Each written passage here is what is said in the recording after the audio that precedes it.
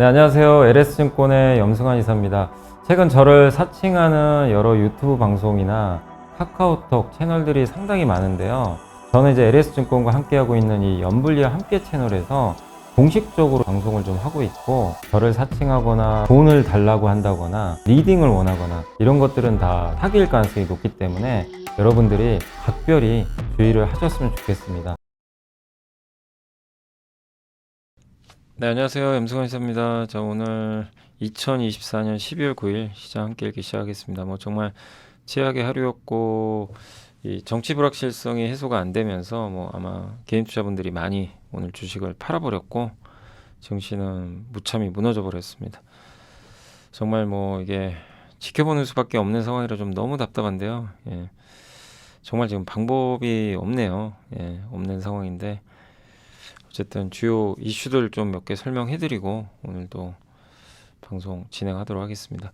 일단 미국 상황하고요. 그 다음에 국내 증시 좀 참고할 만한 보고서 몇 개 하고, 또 미국의 트렌드 한두 개랑 포스코 아르헨티나 탐방 후기가 있고요.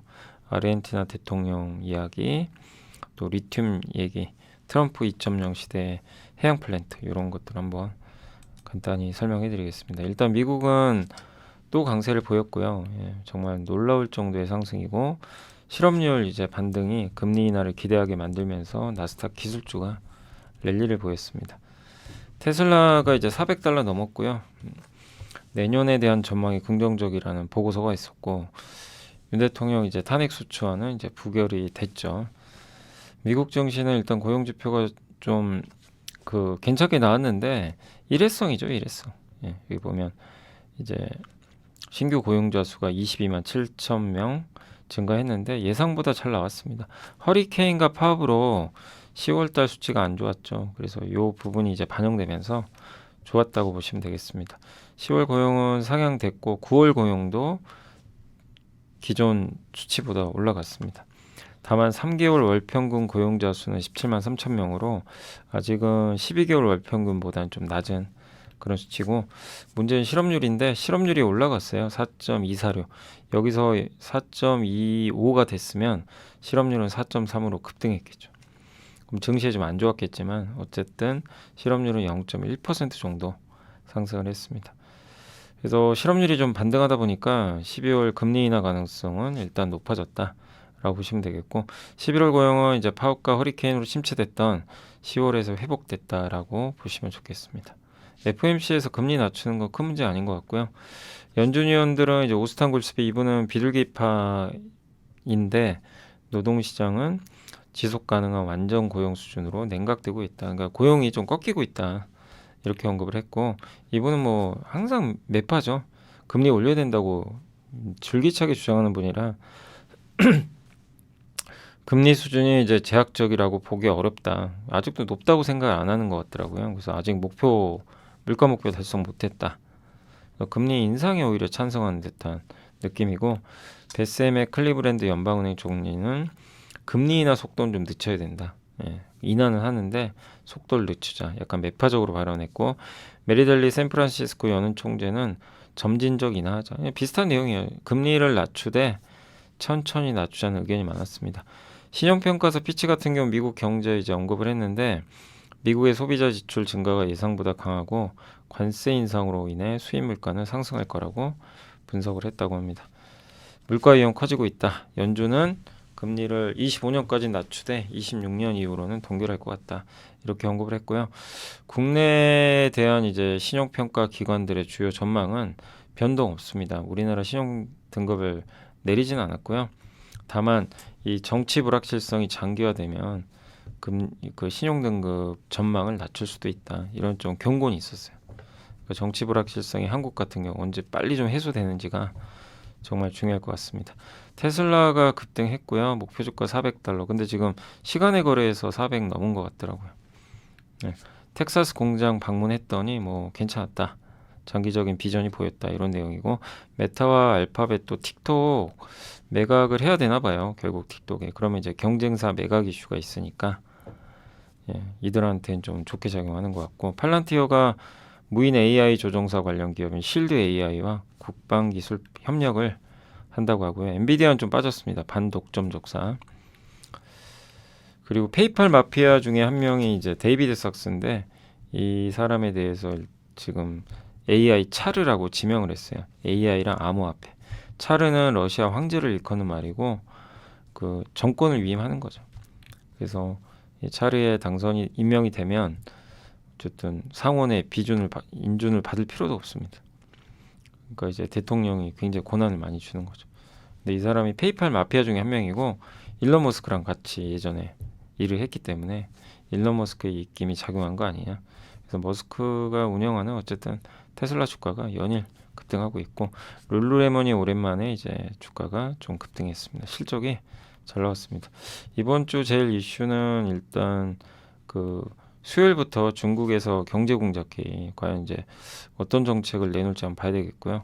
그날 소비자 물가지수 발표되고 목요일은 유럽 중앙은행 금리 결정, 브로드컴이 이제 실적 발표입니다. AI 요 이슈들이 좀 중요할 것 같습니다. 그다음 미국 그다음에 요거부터 할게요. 오늘은 뭐 이거보다 사실은 이제 우리나라가 더 중요한 거니까. 아임증권의 이용찬 연구원이면 정치가 불확실하지만 확실해지는 것도 있다. 현 정권이 장기간 유지될 수는 없을 거다. 양당 공통된 주장이다. 그러니까 이거는 뭐 이제 앞으로 그 지금 어떤 식으로 전개될지 모르지만 현 정권이 장기간 유지되기는 이제 사실상 불가능하죠. 조기 대선으로 갈 것 같고요. 과연 이 대선을 얼마나 빨리 하느냐, 요게 좀 관건인 것 같습니다. 다만 한쪽은 출구 전략, 한쪽은 탄핵 주장이라 서로 좀 의견 일치 안 되고 있고요. 그러나 조기 대선을 할 가능성은 상당히 높아졌습니다. 그래서 대선이 언제 할지 결정이 되면 리스크는 좀 완화될 거다. 저건 명백한 팩트죠. 언젠가는 대선이 결정될 거고, 예, 정치 리스크가 낮아질 때는 지금은 아니에요. 지금 뭐 여전히 불확실하다 보니까. 그래서 현 정권 수혜주는 벌써 빠졌죠. 밸류업, 원전 방산 이런 쪽은 좀 빠져 있고, 다만 민주당이 차기 정권을 확보하면 상법 개정에 찬성하니까 개정은 좀 빨라질 것 같고, 누가 되든 돈은 풀 겁니다. 돈 풀어야 돼요. 금리 인하도 해야 되고요. 돈도 지금 일단 풀어야 돼요. 지금 완전히 지금 냉각된 상태이기 때문에 정부가, 그러니까 저는 좀 답답한 게 증안펀드든 금리 인하든 좀 액션을 하셨으면 좋겠어요. 말만 하지 말고. 지금 계속 말만 나오거든요. 증안펀드도 액션을 해야죠. 예, 미리미리 이런 일이 발생할지 모르지만 미리 준비를 다 해놨어야죠. 그래서 오늘 같은 날 딱 투입을 해야 되는데 뭐 그냥 뭐 검토 중이다. 항상 이러니까 좀 그런 건 너무 답답한 것 같습니다. 그리고 지금 토니 블렁컨 미 국무장관은 한국의 민주주의적 회복성은 세계에서 가장 강력한 사례다. 결국 이 불확실성 거칠 거란 얘기라고 보시면 될 것 같아요. 그래서 정치권에서 빨리 결정을 해야 됩니다. 늦어지면 증시는 계속 헤맬 수밖에 없고요. 그럼 어쨌든 2,400 이하는 저평가니까 지금은 매수하자라는 의견으로 보시면 되겠고, 신한에서 나온 보고서는 2,500포인트대 지수는 현재 이익 추정치가 24.2%나 감소한다는 걸 의미한대요.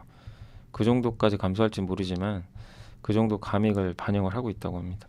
근데 이것도 가능성이 높진 않은 게 연준의 통화 정책은 완화 국면이고 G2 미국과 중국은 선행지수 오르고 있고 회복 중이고 ISM 제조업 경기도 지금 지수도 좀 올라가고 있고 한국 수출 증가율도 역성장 가능성은 높지 않아요.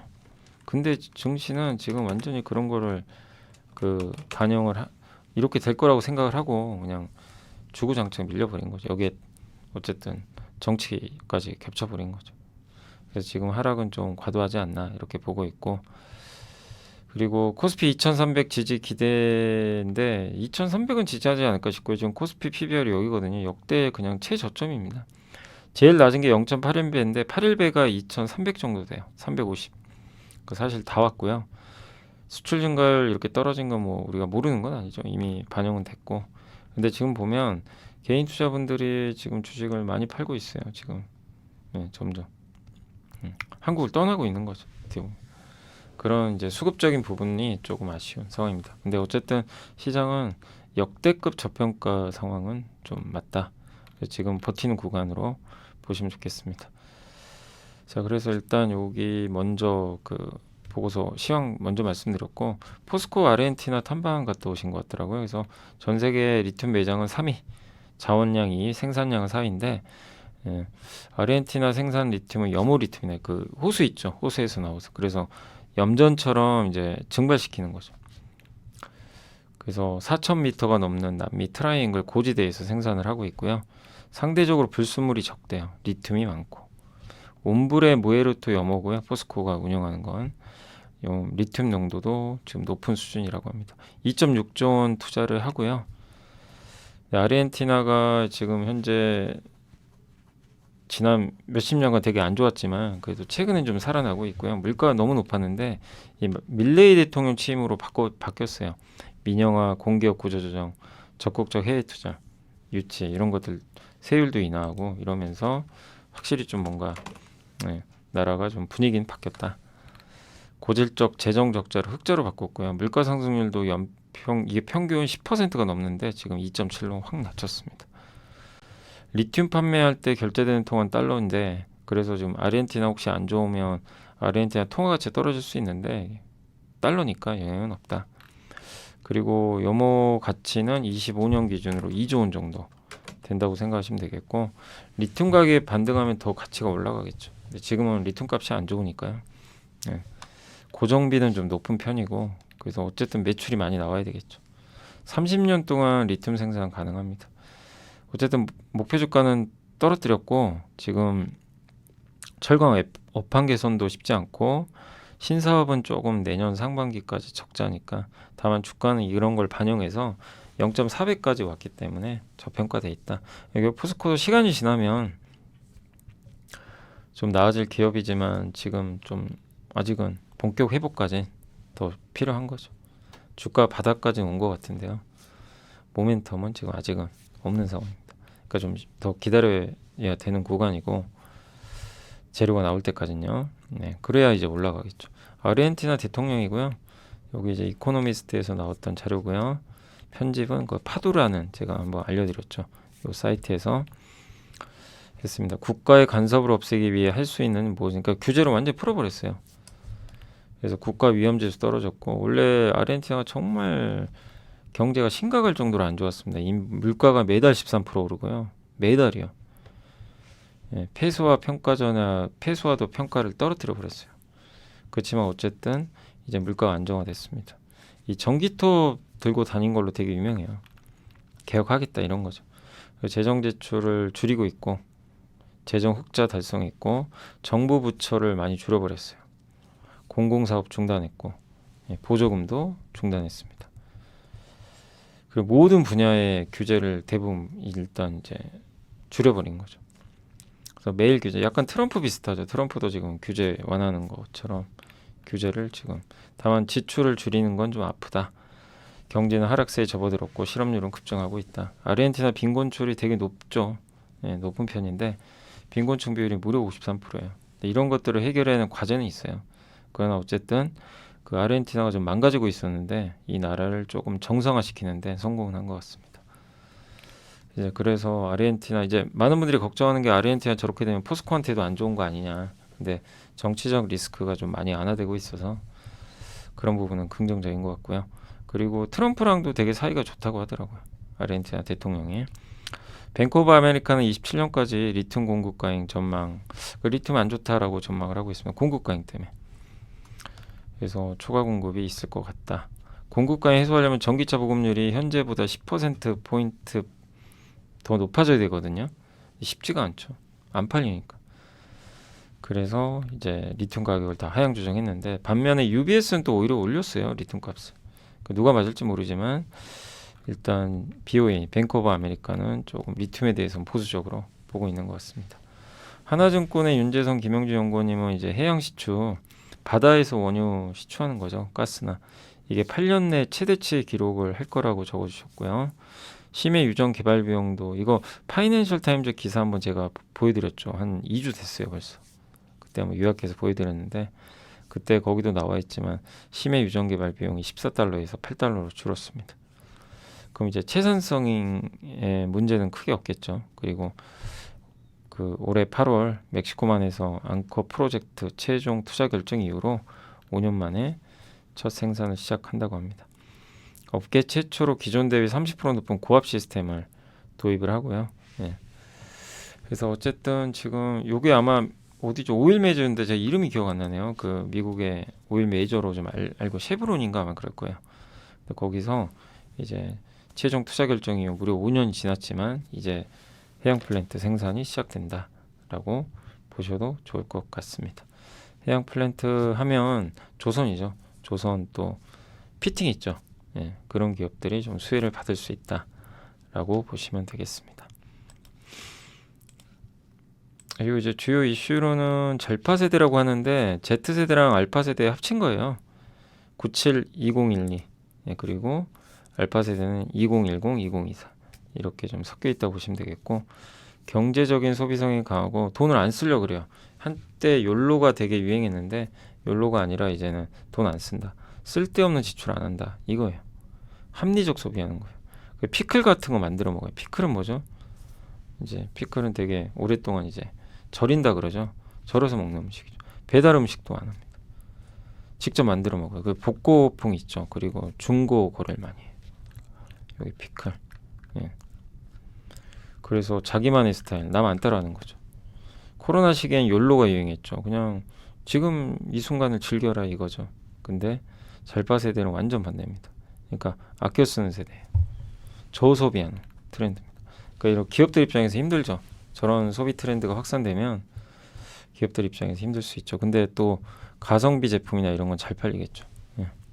또 틱톡에 이런 뭐 문화들이 유행하다 보니까 저소비 코어 트렌드도 같이 유행을 하는 것 같습니다. 그래서 피클링은 야채를 오래 보관할 수 있고 배달 음식 의존도 낮추고 건강하면서도 간편한 식사를 돕는 방법으로 주목받고 있고, 중고 의료도 자신만의 스타일로 재해석하는 코디가 화제라고 합니다. 중고 의료 시장이 엄청 커지고 있고요. 더치브로스는 뭐 하는 회사냐면 미국의 커피 브랜드인데 스타벅스보다 더 싸대요. 그래서 인기를 끌고 있고 되게 다양한 것들을 이렇게 조합해서 새로운 음료로 자기만의 걸 튜닝해서 마실 수가 있다고 합니다. 그래서 인기가 많다라고 보시면 되겠고, 이건 핸드폰 케이스죠. 그래서 더치브로스는 지금 어쨌든 지금 미국에서 매장 수로는 4위까지 올라갔다고 합니다. 미국의 인구 구조가 바뀌고 있고 핵심 소비층도 이제 점점 젊어지는데 잘파 세대가 13%, Z세대가 아마 MZ가 20% 정도 되는 것 같아요. 그러니까 무시할 수 없는 숫자죠. 그래서 인플루언서 영향도 많이 받고 온라인 쇼핑 위주로 하고 있기 때문에 예, 이들을 좀 공략을 하기 위해선 또 다른 마케팅 방법이 필요하겠죠.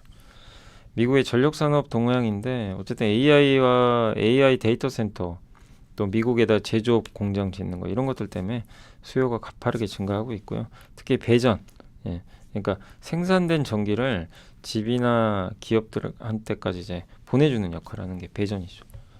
이런 투자가 가장 크게 증가하고 있다. 그래서 배전 투자가 이렇게 늘어요. 디스트리뷰션, 예, 많이 늘었고요. 그다음 미국에서 역시 전원별 전력 생산은 여기 뭐죠? 천연가스입니다. 석탄보다 석탄 줄고 있고, 그래서 천연가스가 대세가 되는 시대가 계속 이어지고 있다. 그러니까 이런 부분들은 조선이나 피팅 업체한테 되게 호재죠. 그래서 미국의 전력 산업 관련된 내용을 좀 간단하게 알아봤습니다. 자, 이제 마지막으로 공시 한번 볼게요. 하나가 이라크 비스마일 신도시 요거 14.7조 원의 재계약을 맺었대요. 원래 이거 중단돼 있었거든요.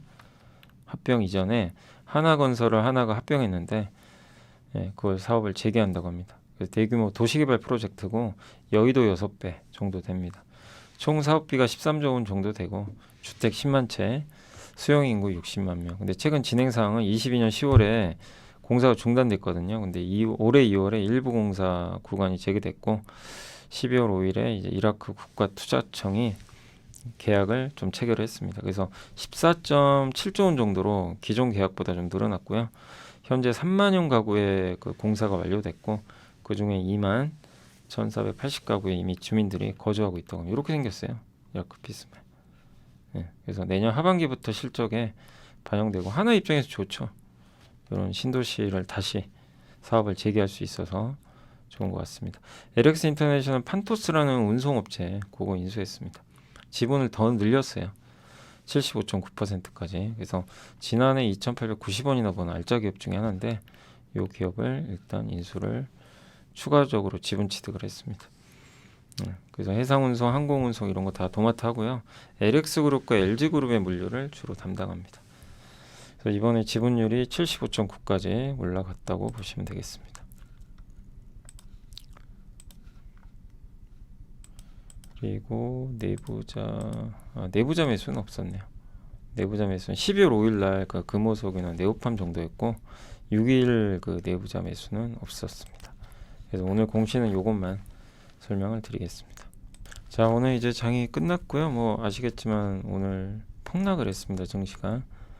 코스닥은 무려 5% 아예 버티질 못했고요. 예, 코스피도 뭐 연중 최저점 6개월 연속 하락을 지금 계속 이어나가고 있습니다. 월봉 보시면 뭐 끝없이 하락을 하고 있고, 그걸 지금 만든 주체는 이제 개인이죠. 보통은 이렇게 많이 빠지면 개인 투자분들이 사시는데 오늘 외국인 기관이 이렇게 많이 샀는데도 그냥 무너져 버렸습니다. 개인들의 매도가 며칠은 더 나올 거예요. 한 번에 끝나지는 않고요.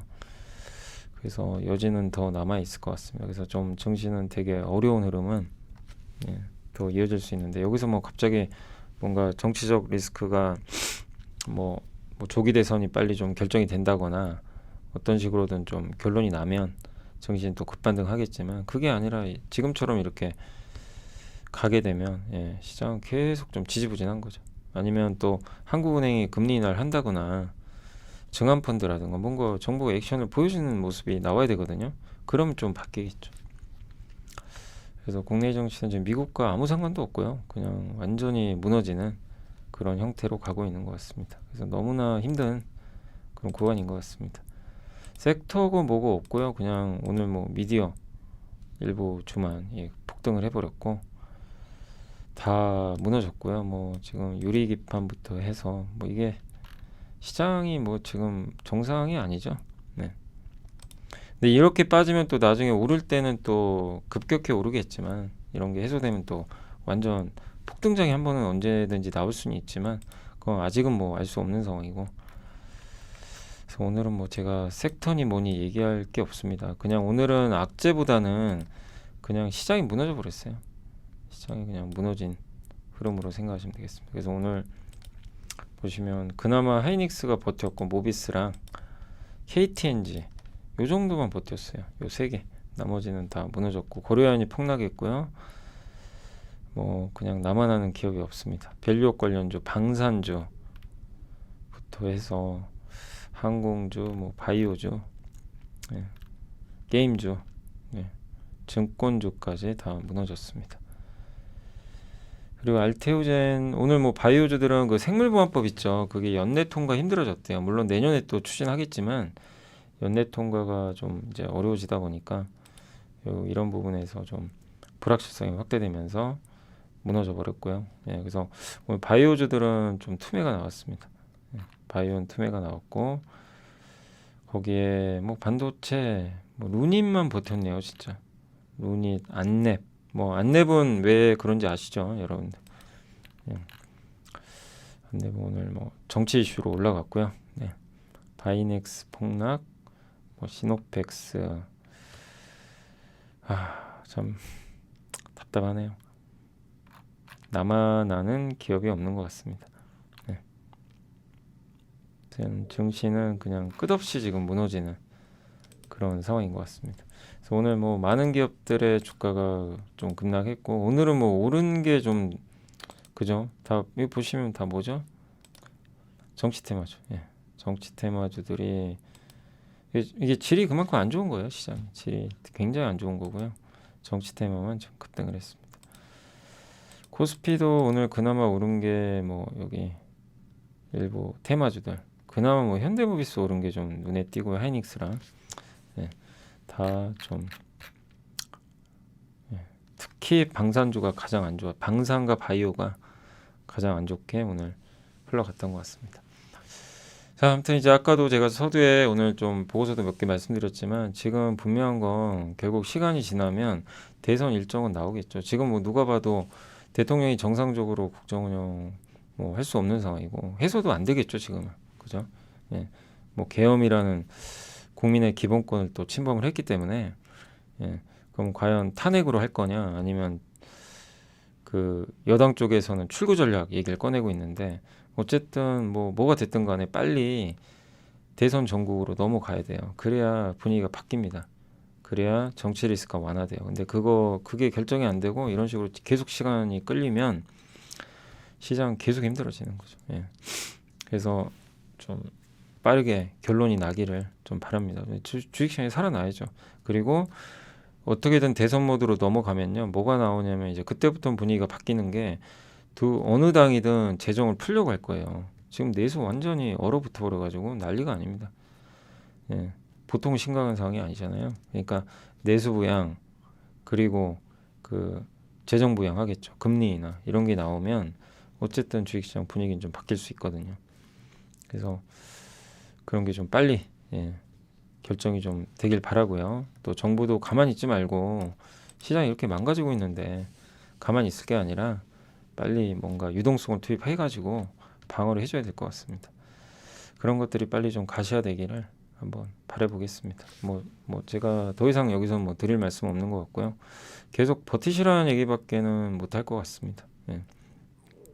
아무튼 힘든 자 고생하셨고요. 저는 또 내일 오전에 찾아뵙겠습니다. 네, 고생하셨습니다. 감사합니다.